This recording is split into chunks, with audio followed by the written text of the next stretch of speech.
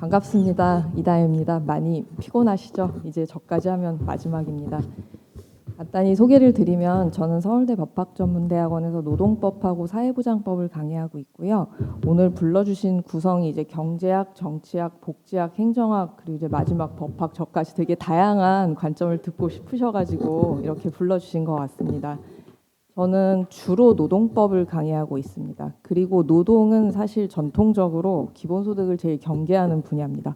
기본소득 주면 일 안 하는 거 아니야? 이런 생각을 전통적으로 했던 분야가 노동인데 왜 노동법 연구자인 제가 기본소득에 관심을 갖고 그리고 우리가 저는 그렇게 생각합니다. 지금 코로나를 계기로 긴급재난지원금을 주고 갑자기 정책적 아젠다로 기본소득이 부상했어요. 저는 몇 년 전부터 기본소득을 법학적 관점에서 연구를 해왔는데 굉장히 흥미롭습니다. 최근의 논의가 코로나를 통한 여러 가지 논의가 흥미로운데 코로나가 결국 우리 사회에 남긴 가장 중요한 어떤 화두는 저는 세계적으로도 그렇고 한국에서도 그렇고 불평등을 굉장히 눈에 보이게 가시적으로 보여주었다는 데 있다고 생각을 합니다.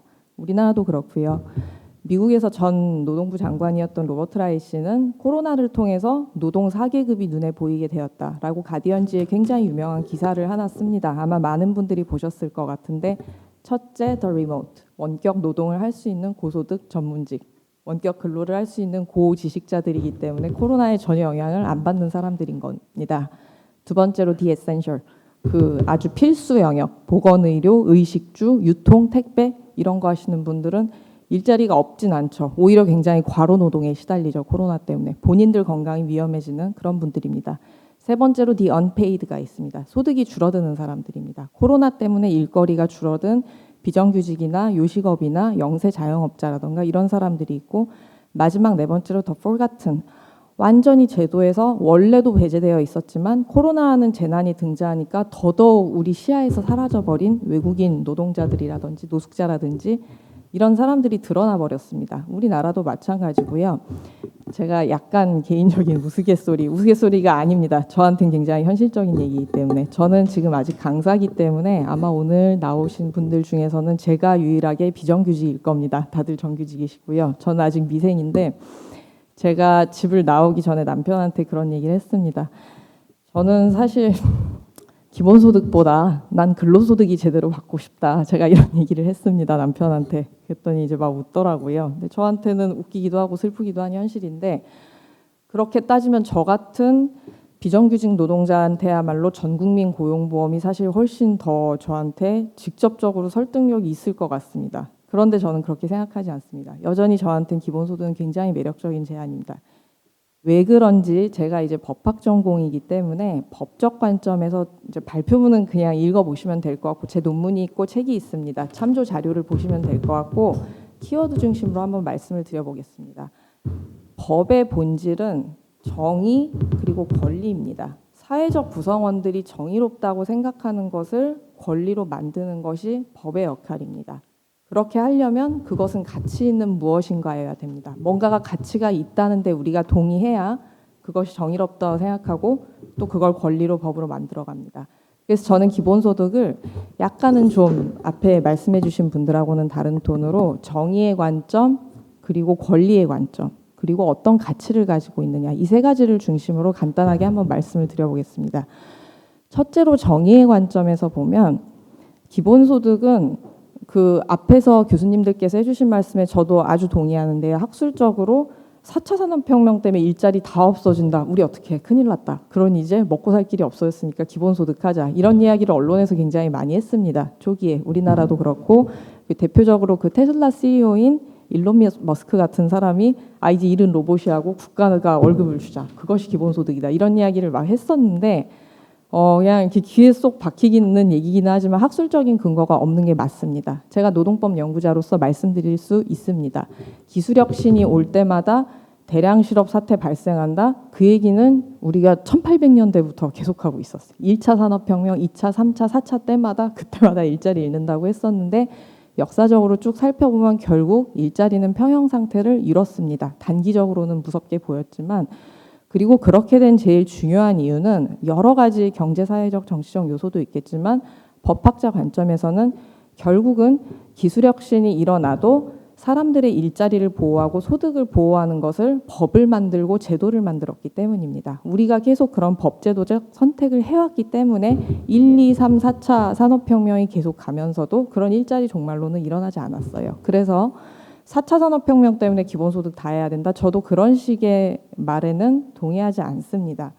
그럼 기본소득은 도대체 어떤 그 정의관념을 가지고 있는 것이고 어떤 권리적 측면이 있는 것인지를 말씀드리면 이렇게 아주 간단하게 이야기해 볼 수 있을 것 같습니다. 사람은 누구든지 살아가려면 소득이 필요해요. 그리고 크게 지금 우리가 살고 있는 적어도 현재까지 사회에서 소득의 종류는 결국 두 가지입니다. 하나는 근로소득이고 하나는 자본소득입니다. 근로소득은 대부분의 사람들이 일하면서 받는 겁니다. 힘들게 일해야 받을 수 있는 것이 근로소득이고 자본소득은 부동산이 많던지 금융자산이 많던지 둘 중에 하나입니다.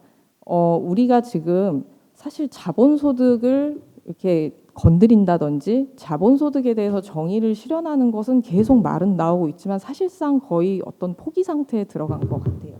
부동산을 가지고 굉장히 많은 자본소득을 가지고 있는 분이 계시다. 부러워하지만 우리가 이제 그걸 어떻게 없애려고 하지는 않습니다. 그래서 사실 우리 사회에는 이미 자본소득자들이 굉장히 많아요. 자본소득을 토대로 생존하는 사람이 많은데 그리고 나머지 대부분은 근로소득으로 일하는데 기본소득은 그러면 여기에서 제가 보기에는 근로소득과 자본소득 사이에서 어떻게 보면 불평등을 약간 해소해 줄 수 있는 제도도 되는 거예요. 기본소득의 가장 중요한 핵심이 일을 하지 않아도 주는 소득이기 때문에 근로소득으로 근근히 살아가는 사람들한테 일종의 자본소득이 주어지는 겁니다. 자본소득에서 한 글자만 바꾸면 기본소득입니다. 어떻게 보면 기본소득은 근로보다는 자본에 더 그 성질이 가까워요. 그렇다면 상위 1%에 지금 굉장히 세계적으로 부가 집중되어 있는데 많은 대다수 사람들이 기본소득을 받으면 자동적으로 자본의 분배 정의가 조금 맞춰지는 그런 효과를 기대할 수 있습니다. 그래서 저는 기본소득이 정의론 관념에서 굉장히 의미가 있다고 생각을 하고 그리고 이제 권리에 대해서 말씀을 드리자면 저는 기본소득의 본질이 굉장히 권리와 비슷하다는 생각이 드는 게 모든 사람에게 공동체의 구성원이기만 하면은 어떠한 조건을 단지 않고 주는 돈이기 때문에 보편적이고 무조건적이고 권리의 얼굴과 가장 비슷한 모습을 하고 있습니다. 권리를 실현하는 데는 당연히 항상 굉장히 많은 비용을 치르게 됩니다. 그러니까 우리는 지금 기본소득 이야기를 할 때 얼마가 들 것 같아서 굉장히 걱정되고 되게 많은 예산이 필요하고 이제 주로 좀 거기에 논의가 사실 집중되는 경향이 있는데 이건 인류 역사를 쭉 볼 때 그리고 법들이 만들어져간 법의 역사를 볼 때 사실 우리가 처음 겪는 일이 아닙니다.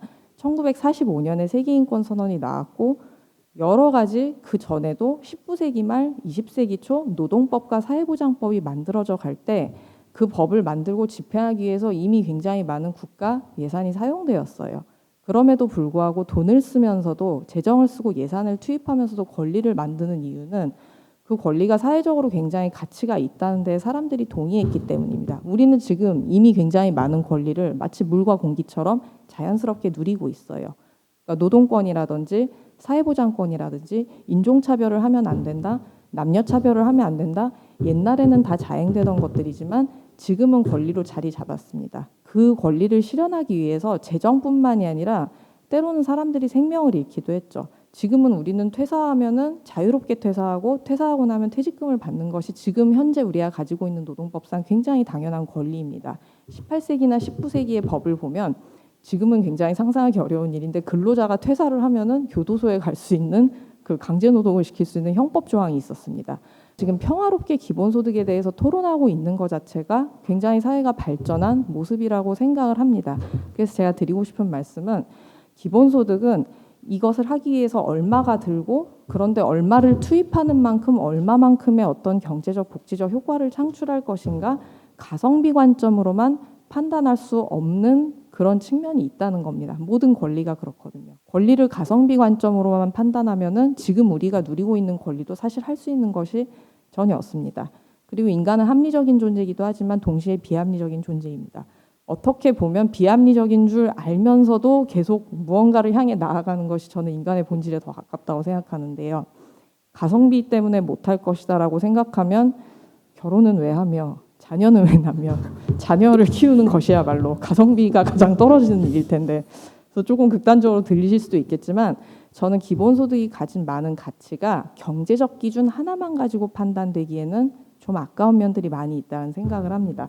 자, 그럼 그 다음으로 그럼 도대체 기본소득이 얼마나 어떤 그 새로운 그리고 비물질적 비경제적 가치 또한 가지고 있기 때문에 우리가 정의롭다고 생각할 수 있고 그리고 우리가 권리로 만들어 볼 만하다고 생각할 수 있는지를 한번 말씀드려 보겠습니다. 저는 노동법 전공자입니다. 특히 기본소득이 노동하지 않아도 주어지는 소득이기 때문에 기본소득이 노동에 대해서 어떤 가치를 줄 수 있는지 한번 생각을 해보겠습니다. 4차 산업혁명으로 인한 종말론은 학술적으로 검증되지 않았다고 이미 말씀을 드렸고요.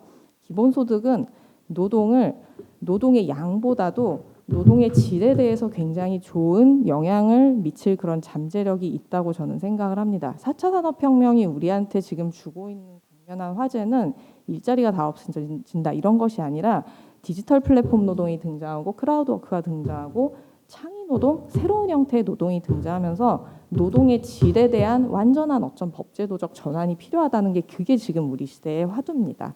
디지털 플랫폼 노동자들은 특정한 사용자한테 종속돼 있지 않기 때문에 기존의 근로계약, 기존의 사회보장 이런 것과 연계하여 보호를 받기가 굉장히 어렵습니다. 기본소득을 실시하면은 이런 사람들한테는 자동적으로 현재는 노동법의 보호를 적용받기가 굉장히 어려운 상태고 지금 제가 노동법 연구자이기 때문에 그 모든 것을 연구하고 관여하고 있는데 법을 개정하는 것이 굉장히 많은 시간이 걸리는 일입니다. 물론 그런 노력도 병행되어야 하겠지만 기본소득을 지급하면 자동적으로 소득보장 효과가 새로운 노동에 대한 소득보장 효과가 기대가 될 수 있습니다. 또 한 가지 있습니다. 여성의 돌봄 노동에 대해서 정의롭게 재구성하는 효과를 가져올 수 있습니다. 노동은 두 종류입니다. 일터에서 하는 임금 노동이 있고 가정에서 아이를 키우고 집 치우고 하는 돌봄 노동이 있습니다. 사실 둘 다 중요하죠. 누구나 직장에서 열심히 일하지만 집에 가서 쉬고 밥을 먹고 그래야 다시 일터로 나갈 수 있습니다. 임금 노동, 돌봄 노동 연결되어 있는데 사회는 법은 임금 노동만 보상하고 돌봄 노동은 보상하지 않습니다. 그래서 여성의 노동이 계속 평가절하되죠. 그 커리어 우먼은 커리어 우먼대로 전업주부는 전업주부대로 그리고 돌봄 노동을 직업으로 하는 요양보호사라든지 이런 분들 전반적으로 여성의 노동은 보상을 덜 받고 굉장히 불평등한 상태에 처해 있습니다. 기본소득을 모두에게 무조건적으로 지급하면 돌봄 노동의 질이 올라가고 마찬가지로 남성들도 돌봄 노동에 참여할 수 있는 어떤 그런 여지가 열리게 됩니다. 마지막으로 기본소득은 시간주권이라는 어떤 새로운 권리를 우리한테 가져올 수도 있을 것 같습니다. 시간주권이라는 말은 제가 아니라 독일 연방노동사회부의 노동 4.0 녹서에서 나오는 말입니다. 사람이 소득에 대한 권리도 중요하지만 당연히 시간에 대한 권리도 너무나 중요합니다. 우리가 얼마나 많은 시간을 향유하느냐가 삶의 질하고 직결돼 있는데 기본소득이 주어진다면 조금만 주어져도 그것이 나의 모든 소득을 대체하는 게 현실적으로 불가능하다 하더라도 약간의 소득만 더 주어져도 원치 않는 임금 노동을 거부하고 내가 좀 더 좋은 일에 참여할 수 있는 그런 여지들을 열어줍니다. 그래서 저는 기본소득이 여러 가지로 경제적으로 환산하기에는 참 어렵지만 굉장히 새로운 우리 미래 세대에 필요한 가치들을 담고 있다라는 생각을 한번 해봅니다. 이제 마지막 꼭지입니다. 그러면 이제 예산을 어떻게 마련할 것인가? 이거는 저의 전문 영역이 아닙니다. 그리고 앞에서 교수님들께서 너무나 좋은 말씀을 많이 해주셨고 저도 참 잘 배웠는데 이 정도만 한번 말씀을 드려보겠습니다. 기존 사회보장제도는 저는 그 백승호 교수님 의견에 전적으로 동의하고요. 기본소득은 더하는 것이지 기존 것을 빼거나 나누는 것이 아니다. 전적으로 동의합니다. 기존 사회보장제도는 인류가 오랜 역사 속에서 사회안전망을 구축하면서 만들어 놓은 굉장히 섬세한 제도입니다. 그것을 대체하는 방식으로 좋다. 그거 없애고 기본소득하자. 이런 식으로 오해되는 것은 저는 굉장히 위험하다고 생각하고요. 약간의 금액부터 기본소득을 시작을 하되 예산에 대해서 아까 분배정의에 대해서 말씀을 드렸습니다. 공유부를 배당하는 방식 굉장히 그것도 좋은 방식이고 비교적 논란이 가장 없는 방식이 될 것이라고 예상을 하고요.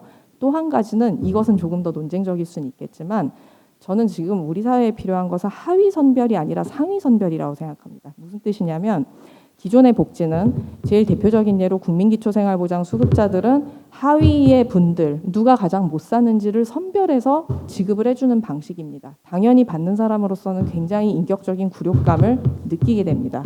어떻게 보면 우리에게 필요한 것은 하위를 선별하는 것보다는 정말 상위에 있고 정말 남들을 위해서 기부하고 기여할 수 있는 능력이 되는 상위 있는 분들을 선별해서 그 사람들한테 증세를 하는 방식도 저는 고려해 볼 만하다고 생각을 합니다.